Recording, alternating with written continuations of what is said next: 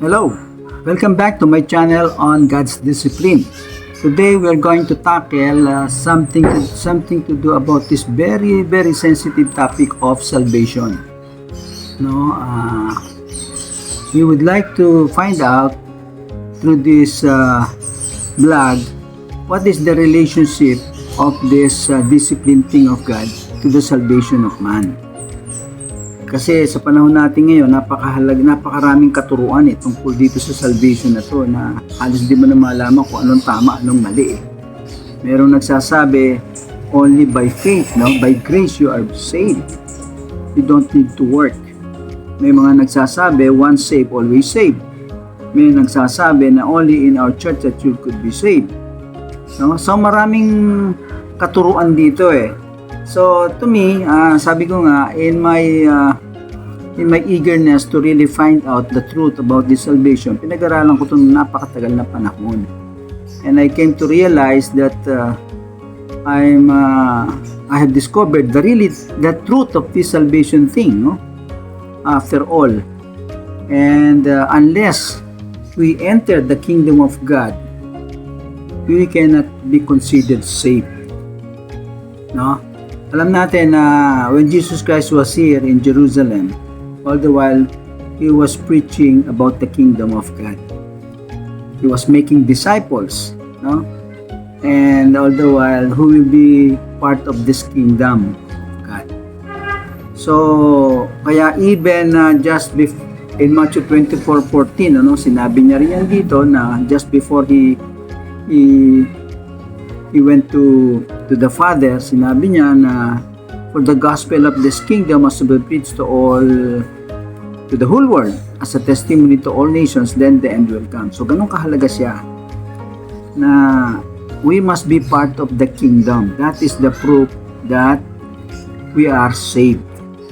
So today I will discuss the real truth about this salvation thing and how to enter the kingdom of God.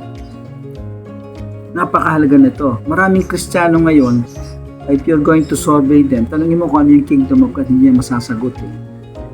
He is limited in his view, in his knowledge about the church only. Kaya masusurprise na lang siya later on na wala pala siya sa kingdom. And kaya nga ngayon, pinapaliwanag natin ito. Kaya maraming Kristiyano, specifically, ang hindi maliligtas kung wala siya sa kingdom of God. Now, in Luke 13:24, sinabi dito, work hard to enter the narrow door to God's kingdom.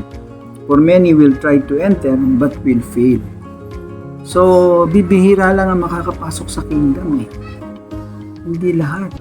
Kaya yung sinasabi nila na by faith alone, tanggapin mo lang si Kristo and all these things, ligtas ka na. Kung gano'n lang, hindi napakarami ng maliligtas. Kaya sinasabi dito, konti nga lang no? And you must be able to enter that narrow gate of the kingdom. Now, sabi ko nga, bakit hindi na ituro itong kingdom na to? Hindi ito nabigyan emphasis. Tanongin mo nga yung mga Kristiyano, hindi alam yan I can guarantee you. And bakit na yan? Kasi ang nangyari ngayon, itong ating mga religion, nakafocus siya sa church. So iba-ibang church ngayon yan. So iba-ibang katuruan yan, iba-ibang pananaw yan, iba-ibang Kaya nagkakahati-hati. Whereas kung nag-focusan tayo sa kingdom, mabubuo siya. Kasi kingdom lang ang iyong objective And this is what Jesus Christ was preaching all the while. Kaya nga sabi dito, anong reason bakit ganyan? Sa Matthew 23:13, sinabi nito long before, sabi dito, woe to you teachers of the law and Pharisees, you hypocrites! You shut the door of the kingdom of heaven in people's faces. You yourselves do not enter, nor will you let those who enter who are trying to. So all the while pala, may mga iba na talagang isinara nila sa katuruan ng kingdom yung kanilang mga miyembro dyan. Miyembro ng church. So, nilimit yung knowledge of church. Sinadya, deliberately. Okay? Kaya hindi nalaman yung kingdom. Sa Matthew 13:9, ito naman sinasabi, when anyone hears the message about the kingdom and does not understand it, the evil one comes and snatches away from what was sown in their heart. This is the seed along the path. So dito, yung kingdom pala hindi rin na ituro ng maigi, kulang-kulang, hindi na-understand ng mga miyembro. Kaya isa yan sa reason kung bakit hindi na nabigyan emphasis itong kingdom na to, at all the while nakapokus na lang sa mga church. And in the first place, mahirap talaga ituro yung kingdom basta-basta kasi matalinhaga ito sa Biblia eh. And merong katuruan, yun nga sinasabi ko, yung disiplina ng Panginoon na inilalabas ko lang sa panahon natin ngayon na ibinigay sa akin, I believe, na revelation ng Lord. Ito pala yung kailangan para maituro mo yung kingdom ng kumpleto. Kasi kung hindi mo maituturo siya ng kumpleto, hindi niya maunawaan yun, hindi ka not enter the kingdom.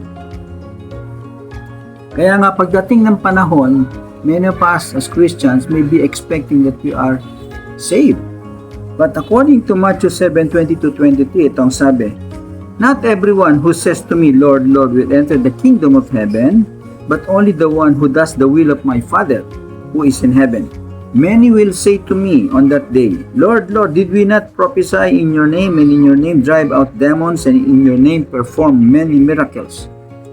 Then I will tell them plainly, I never knew you, away from me, you evildoers." So, yeah, masusurprise na lang tayo later on, in judgment time, na hindi pala tayo part ng kingdom.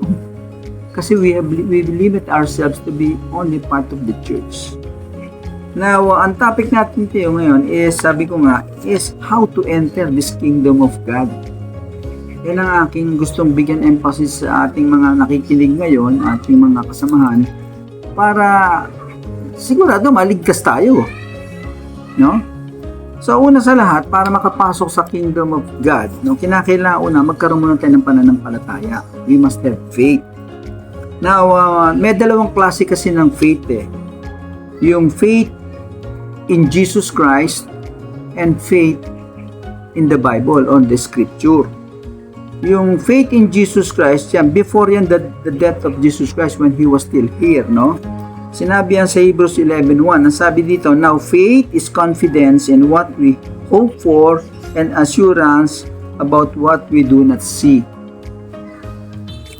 So, ito refers to dun sa believing in Jesus Christ. You just believe on Jesus Christ and you will be saved. No? By grace.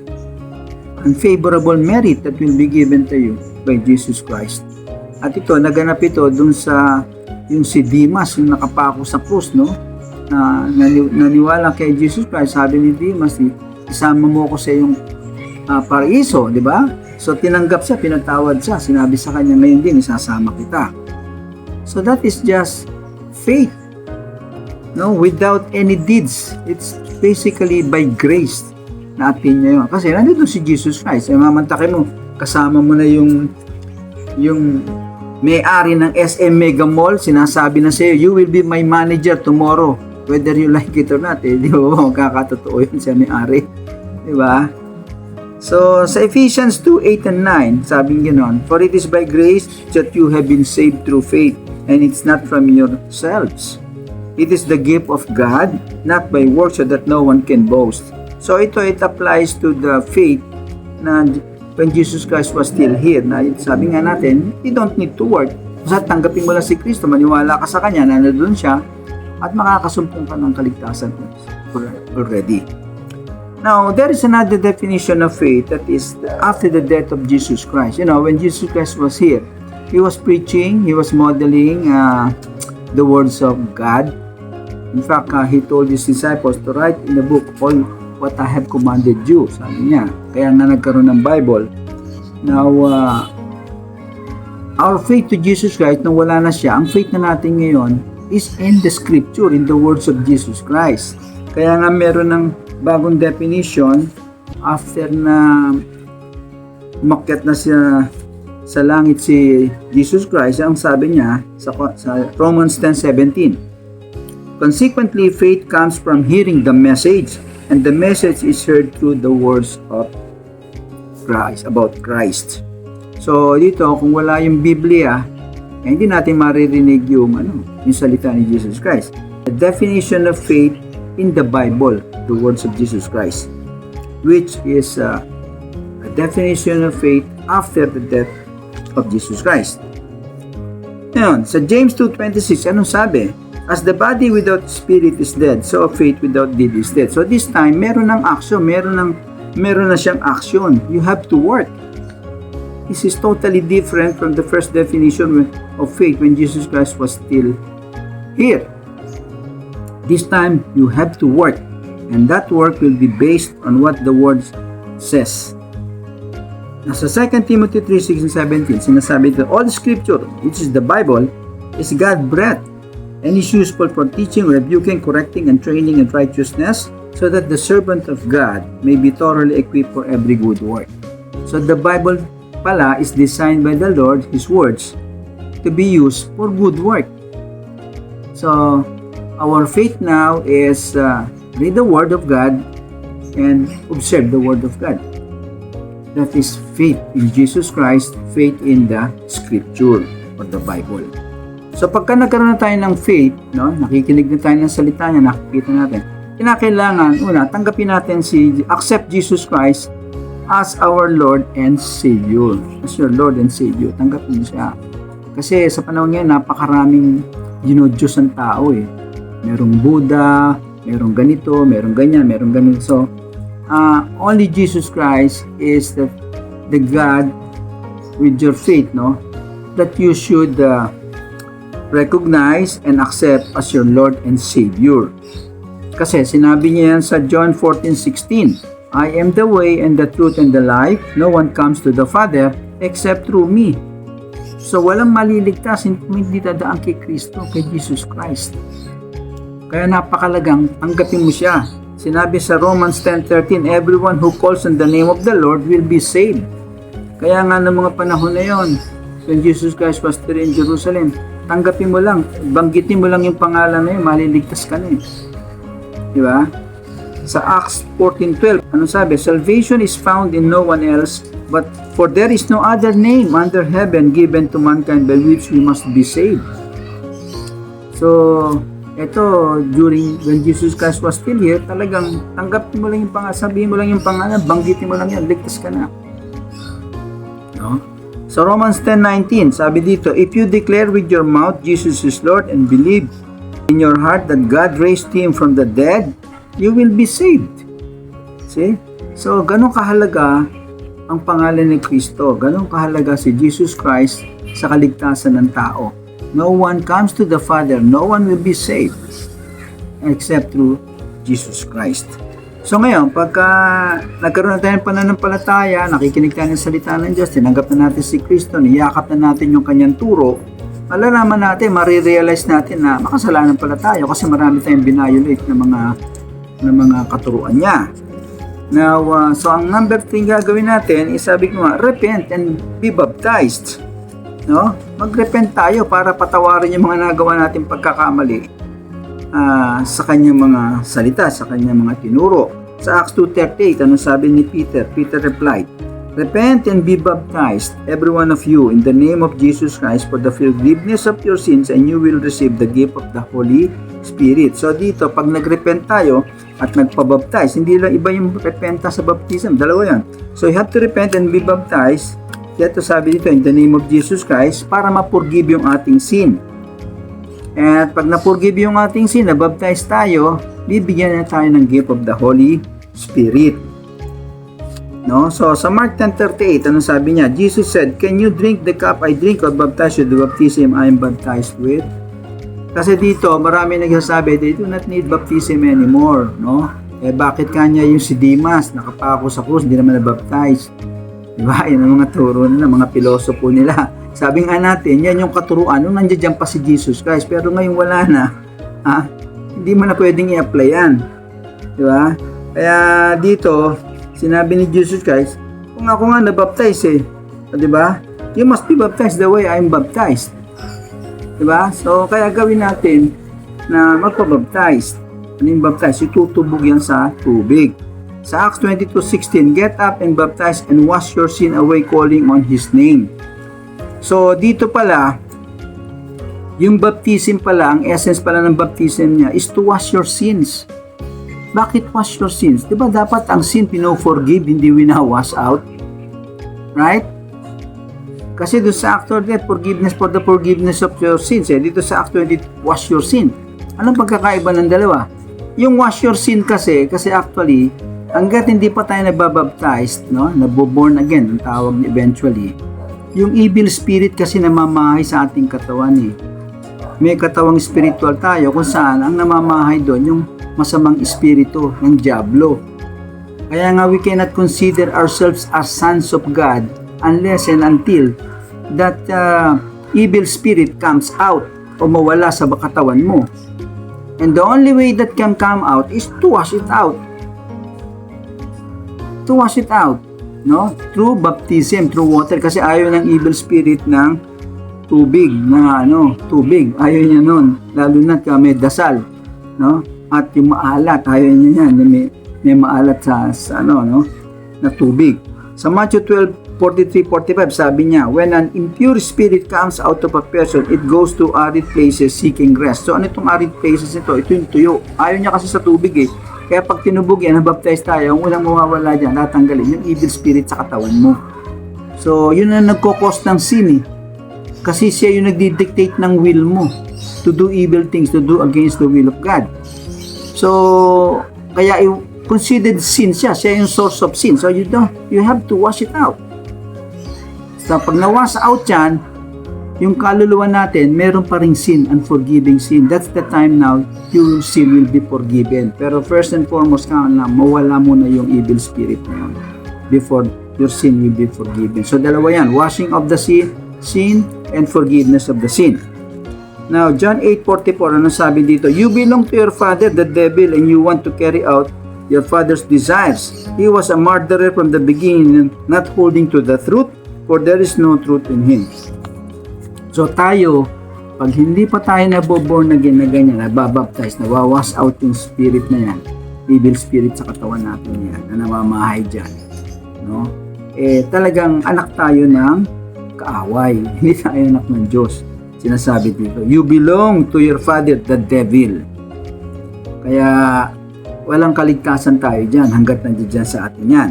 Sa Mark 16:15-16, sabi, whoever believes and is baptized will be saved, but whoever does not believe will be condemned. So dito, sinasabi, hindi lang believe, merong kasamang baptism. Kasi even Satan believes in God. But he is not baptized. He doesn't want to be baptized. Kaya napakahalaga na hindi lang tayo dapat maniwala, kundi dapat mabaptized. Now, sa Matthew 28:18-20, sinabi ng Panginoon, all authority in heaven and earth has been given to me, therefore, go and make disciples of all nations, baptizing them in the name of the Father and of the Son and of the Holy Spirit. Dito, nagsasalita dito si Jesus Christ na hindi kagaya dun sa Acts 2:38, ang nagsasalita si Peter na baptizing them in the name of Jesus Christ, kasi that was when Jesus Christ was still there. Ngayon, wala na nga si Jesus Christ, umalis na siya. Bago siya umalis, sinabi niya, bautismo niyo sila sa pangalan ng Ama, pangalan ko, at pangalan ng Banal na Espiritu. Kasi ang gagalaw na sa inyo pag alis ko, yung Banal na Espiritu. Kaya dapat banggitin mo yung tatlo na yon. Ngayon, may mga iba nagbabaptize in the name of Jesus Christ. Pinipilit nila yun kasi yun ang ginamit dito. Wala namang problema doon, kung gusto mo. Pero ito, nagsasalita dito si Jesus Christ. So, what is important, when you call on the Holy Spirit, papasok sa iyo. Kasi nung there was a case in the book of Acts, wherein si Peter tsaka si John, nilay hands nila yung isang tao doon na binaptize in the name of Jesus Christ na hindi naman pinasukan ng Holy Spirit. So, you need somebody eventually to lay hands so that the Holy Spirit will transfer. Kaya, kasi nakabaptize na siya in the name of Jesus Christ. Pero in the name of the Father, the Son, and the Holy Spirit, automatic yun. Papasok yung Holy Spirit sa iyo. Kasi, in-invoke mo yung Holy Spirit . So, pagkatapos natin magkaroon ng pananampalataya sa Diyos, kay Kristo, pananampalataya sa Bible, pagkatapos nating accept si Jesus Christ as our Lord and Savior, pagkatapos nating mag-repent and mag-baptize, ano mangyayari? We have to observe now the discipline of God. Kasi yung ating kaluluwa may kasalanan pang hindi napapatawad. So the only way na mapatawad yun is kinakailangan ma-observe natin yung God's discipline. Kasi alam nyo, si Jesus Christ, yung narito siya, what he was doing was, he was preaching and modeling the discipline of the Father. Diniscuss na natin sa past vlogs natin yan. Kasi nga all the while, that is the very love of the Father to us, His children. Now, sabi niya dito sa Philippians 4:9, put into practice what you have learned from me, what I passed on to you, what you heard from me or saw me doing, and the God of peace will be with you. Kaya nga pati yung baptism na si Jesus Christ mismo nagpabaptize, dapat gawin din natin. Kasi sabi niya, what you heard from me or saw me doing. Si Jesus kanya, don't need to baptize him kasi Diyos na nga siya. Pero he set that as an example, as a part of his discipline, spiritual discipline that he has to show to us.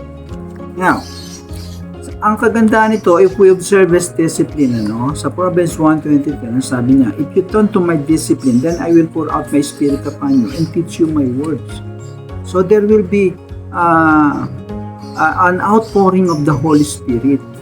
So pag nagkaroon ng outpouring of the Holy Spirit, ituturo ng banal na Espiritu, igaganya tayo sa mga salita niya na maunawaan natin.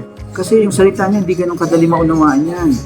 No, it entails the power of the Holy Spirit in you to understand it, to guide you. No?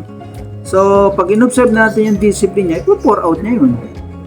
Liwanag yun. No? Sa Proverbs 4:13, ano sabi niya? Hold firm to discipline, never let her go, guard her well, for she is your salvation.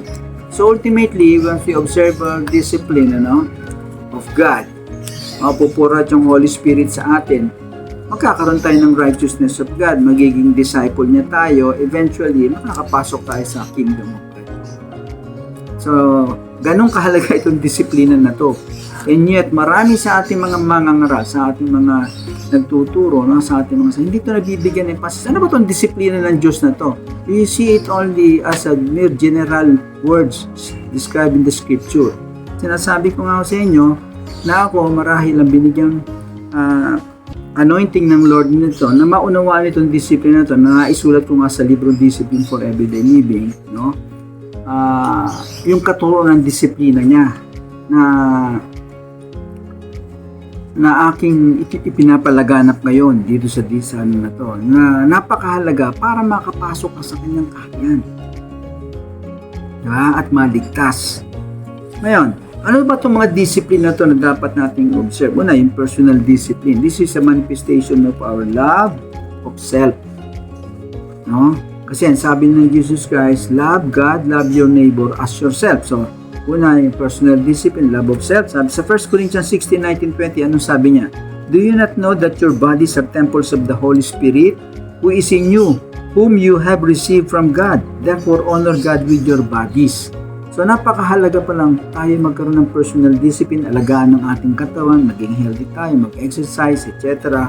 Kasi, templo siya ng banal na espiritu. Paano mamamahay dyan ng isang banal na espiritu kung yan ay punong-puno ng mga bisyo, diba? So, yan paraan para ma-honor natin ang Diyos through our bodies. Kaya sa Romans 12, nung sabi niya, offer your bodies as a living sacrifice, holy and pleasing to God. This is your true and proper worship. So, yung palang pag-aalaga ng ating katawan na seeing to it is excluded from committing sins, etc., etc., that it has been born again in spirit, that is a true and proper worship in itself. So, ang ikalawang discipline dapat na i-observe natin, na in-observe din ni Jesus Christ, aside from personal discipline, minodel niya, is yung tinatawag kong organizational discipline, which is the manifestation of love of neighbor. So, sa Philippians 2:4, sinabi niya, not looking to your own interest, but each of you to the interest of the others. So, dito, hindi lang natin titignan yung sa ating sarili, kapakanan ng ating sarili. Titignan din natin yung kapakanan ng ating kapwa. Because we need to manifest our love of neighbor. And that is through observation of organizational discipline. Discuss ko na sa mga past videos, you may just review it. Now, ang ikatlong discipline na dapat i-observe natin, na in-observe din ni Jesus Christ, is yung spiritual discipline. This is the manifestation of the love of God. Galatians 5:25, anong sabi? Since we live by the Spirit, let us keep in step with the Spirit. Ano ba itong sinasabi niyang live by the Spirit? This Spirit means the Word of God. Kaya nga sinasabi niya, man cannot live by bread alone, but from every word that comes from the mouth of God. So, live by the Spirit means live by the Word. So, let us keep in step with the Word or with the Spirit. Now, so after na ma-receive natin yung mag-observe natin itong discipline na to, sigurado yan, mapo-pour out tayo ng Holy Spirit na Lord. Yun ang napakahalagang mangyari sa atin kasi only then that we will be considered born again. So, receive the Holy Spirit will be the next thing that will happen.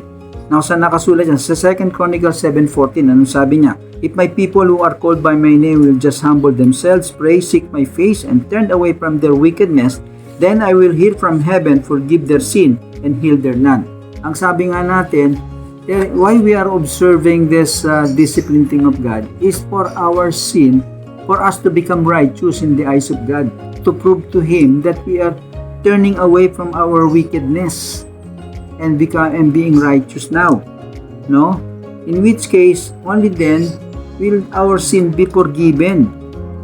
So pag na-forgive na yung ating sin na yan, no? And observing yung dino-observe natin yung discipline niya, once again repeating in Proverbs 1:20, sabi niya, if you turn to my discipline, then I'll pour out my spirit upon you and teach you my word. So magkakaroon na subsequent outpouring of the Holy Spirit. And ultimately, makikita mo na lang dyan, naunawaan mo na mas malalim ang salita ng Diyos. Diba?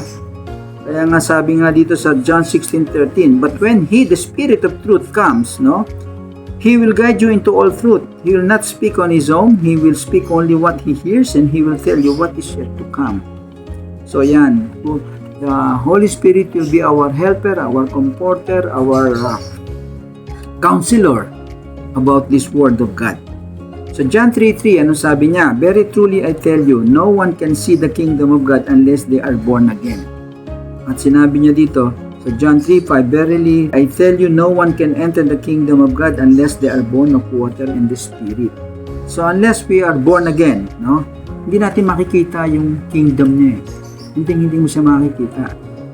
So, well, of course, pag nakita mo, madali ka na makakapasok. Right? Kasi kung hindi mo nakikita, paano makakapasok? Hindi mo nakikita, di ba? So, pag nakita mo siya, makakapasok ka, pero that can only happen the moment we are born again. Ano ibig sabihin ng born again? We are born of water, natubog tayo, nabautismuhan tayo, and at the same time, na-born of the Spirit tayo. Pumasok na yung Holy Spirit sa atin. Only then that we can see and enter ultimately the kingdom of God. In which case, be saved. Hebrews 12:11, ano sabi niya? No discipline seems pleasant at the time, but painful later on. However, to this is the harvest of righteousness and peace for those who have been trained by it. So ultimately, pag tayo ay nag-observe nitong discipline ng Lord, at ma-pour out ng Holy Spirit sa atin, we will become righteous in the eyes of God. Righteous na tayo. Yan ang sinasabi natin, napakahalaga na kasi pag righteous na tayo, makakapasok tayo sa kingdom of God. Kasi sinabi niya sa isang verse sa scripture, unless you are better righteous than the Pharisees and the preachers of the law, you cannot enter the kingdom of God. Sa Romans 14:17-20, sinabi niya dito na, for the kingdom of God is not a matter of eating and drinking, but of righteousness, peace, and joy in the Holy Spirit. So pag tayo ay may righteousness na ng Lord, that is born of the Holy Spirit, part na tayo ng kingdom of God. Di ba? Saved ka na ba nun? Are you saved? Yes, of course. Now, sa Matthew 14:14, leave them. Sabi nga kasi nangyari sa atin ngayon, marami tayong mga katuruan na gagaling sa mga aral din natin na all the while, hindi siya nagli-lead towards the kingdom. So, in a way, sabi nga dun sa seek ye first the kingdom of God and His righteousness, and everything will be added unto you. Seek. Ano ibig sabihin ng seek? Hanapin. See. Paano masisi? Sinabi niya nga doon sa Matthew 15:14, lead them. They are blind guides. If the blind lead the blind, both will fall into a pit.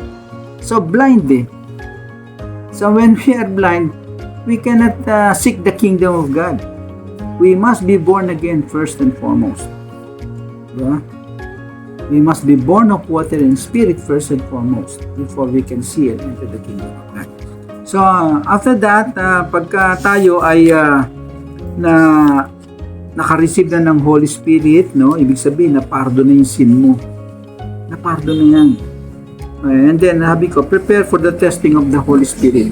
Ultimately, we will be tested by the Holy Spirit Himself. Sa Matthew 4:11, sinabi dito, Jesus Christ was baptized, then Jesus was led by the Spirit into the wilderness to be tempted by the devil. So marami dyan na sa ating mga mananampalataya, ultimately, sasabihin, bakit kung kailan ako tumanggap sa Panginoon, kailan ako nagbago, etc., etc., saka naman ako nakaranas ng ganitong mga paghihirap sa buhay, etc. Kasi nga, tetest tayo ng Lord. Tetest tayo ng Holy Spirit. And aside from that, sabi nga natin, sinabi sa 1 Peter 5, be alert and of sober mind. Your enemy, the devil, prowls around like a roaring lion looking for someone to devour. Pag tayo ay anak na ng Diyos, kasi anak na tayo ng Diyos pagka tayo ay na-born again, anak na tayo in water and spirit, anak na tayo ng Diyos. So pagka tayo anak na ng Diyos, target tayo ng kaaway ni Satan na upang makuha niya muli. Kaya be careful tayo dyan. Sabi ka na, be alert and sober of mind. Your enemy, the devil, prowls around like roaring lion looking for someone to devour. 1 Peter 5:8. Sa 1 Corinthians 10:13, sinabi, no temptation has overtaken you except what is common to mankind. So dito, hindi tayo bibigyan ng Panginoon ng isang temptation na hindi natin kakayanin. No? And God is faithful. He will not let you be tempted beyond what you can bear. But when you are tempted, He will also provide a way out so that you can endure it. So, bibigyan niya tayo ng temptation to test you. Yan yung tinatawag nating baptism in fire. In which case, parang sundalo, no? Pagkatapos ng training ninyo, papadala kayo sa field to test your skills in combat. The way what you learn in your training. So, may testing. Kaya, pag nakapasa ka doon, sabi nga, maraming dyan, bumibigay dyan sa testing na yan, no? At sinabi sa Luke 14:26-27 ng Lord, sabi niya, if you come to me without being ready to give up your love for your father and mother, your spouse and children, your brothers and sisters, and indeed yourself, you cannot be my disciple. So ultimately, pag tayo ay nakapasa na sa mga testing na yan, no? We become a disciple of Jesus Christ. Disciplined followers of Jesus Christ.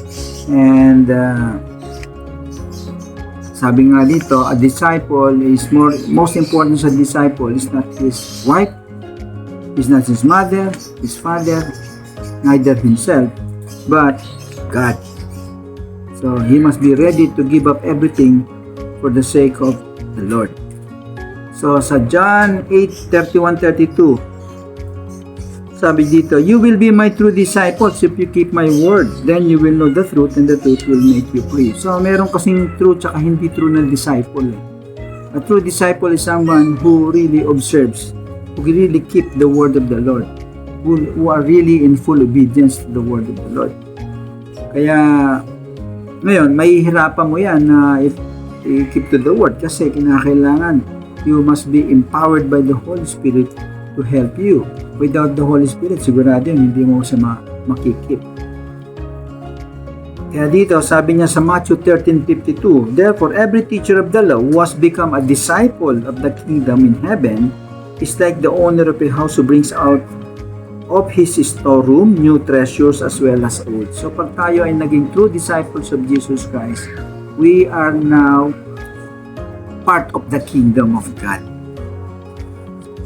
We are already saved by being part of the kingdom of God.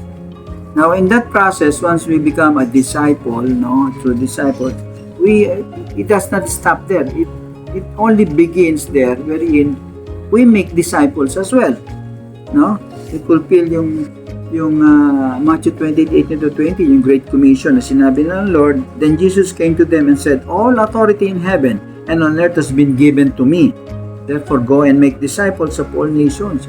Sinamimake niya tayo ng disciple. He was telling this to his two disciples already. Paano? Sabi niya, baptizing them in the name of the Father and of the Son and of the Holy Spirit. So dito hindi na Jesus Christ. The name of the Father, the Son, and the Holy Spirit. Kasi wala na nga si Jesus Christ dito. Holy Spirit dispensation na to. So yung Father, yung Son, tsaka yung Holy Spirit dapat ma-mention. And teaching them to obey everything I have commanded you. So ano ba yung sabi ng teaching them to obey? A disciple.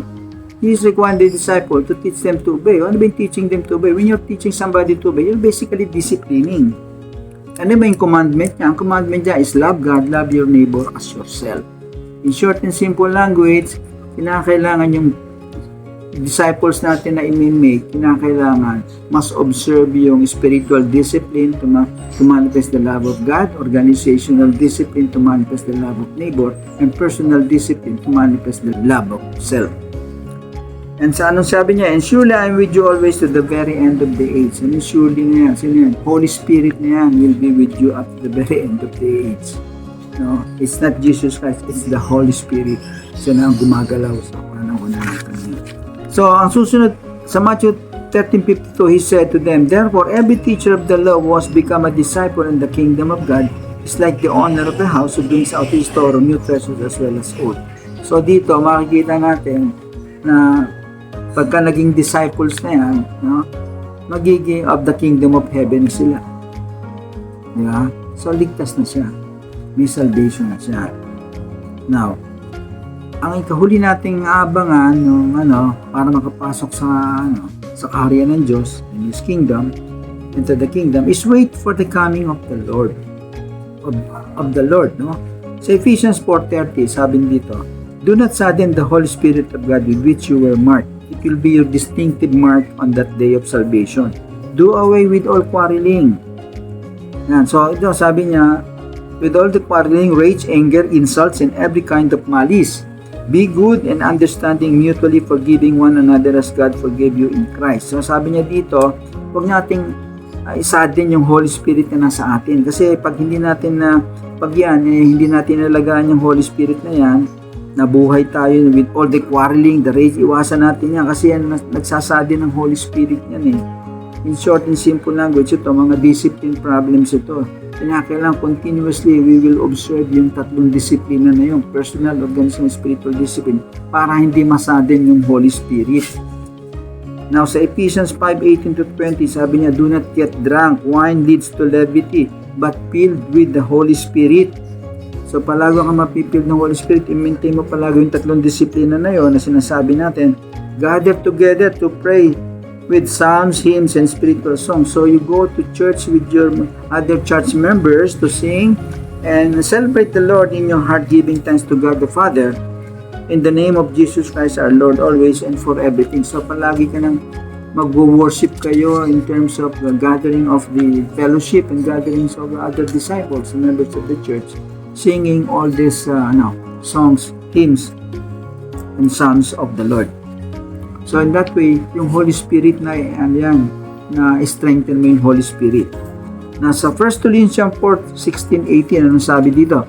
For the Lord Himself will come down from heaven with the loud command, with the voice of the archangel, and with the trumpet call of God, and the dead in Christ will rise first. So, pagdating dito ni Jesus Christ, mayroong trumpet na i-announce yung kanyang pagdating.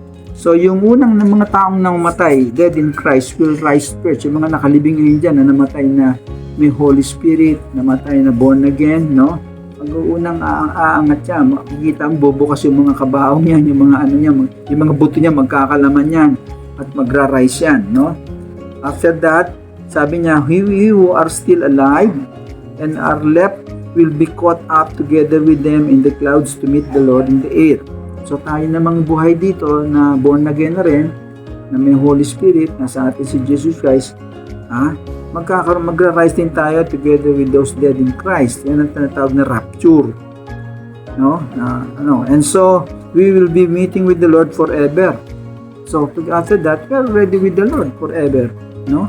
Therefore, sabi niya, encourage one another with these words. That's why dito ngayon, ini-encourage natin sila na ito yung katotohanan ng salvation.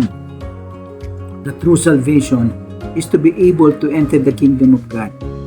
At ito nga yung sinasabi natin, eventually, sinabi niya nga sa Matthew 6:33, But seek ye first the kingdom of God and His righteousness, or His discipline, no? And all these things shall be added on to you. Kaya nga napakahalaga nitong discipline na dinidiscuss natin dito, no? Na naisulat ko nga sa libro natin, Discipline for Everyday Living, tsaka yung The Best Ways to Discipline, na ma-share natin sa mga tao. Kasi pag hindi natin nalaman nila, hindi sila makakapasok sa kingdom of God. Diba? Kasi dito naka-framework na to eh. No?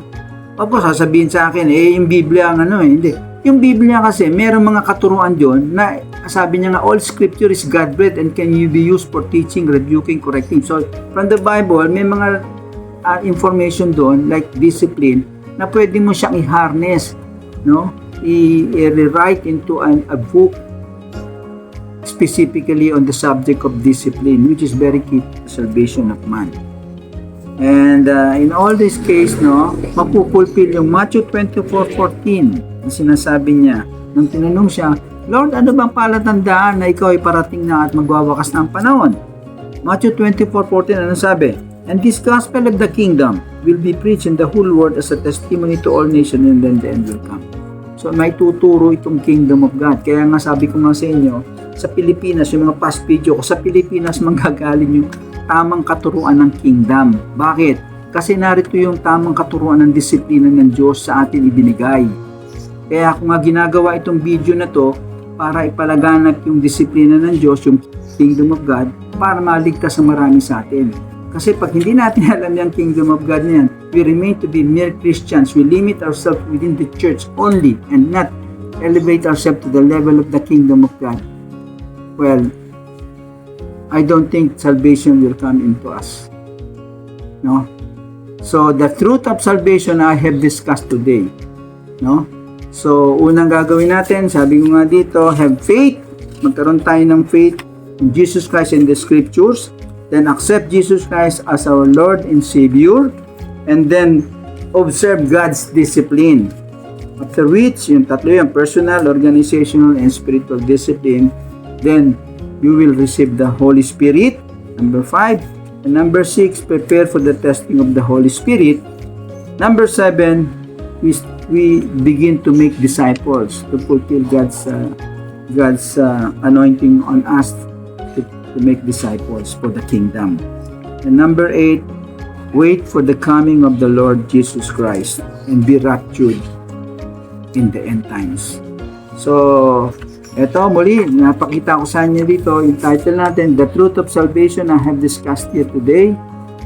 And the only way to enter the kingdom of God is to know what is this discipline thing of God, which nobody at the moment is preaching, and which just revealed to me with the books that I have written, Discipline for Everyday Living.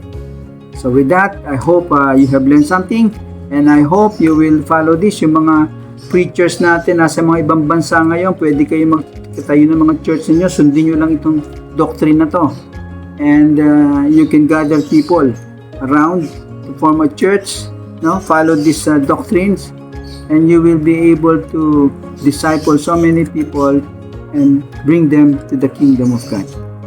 So again, thank you very much, and God bless to everyone.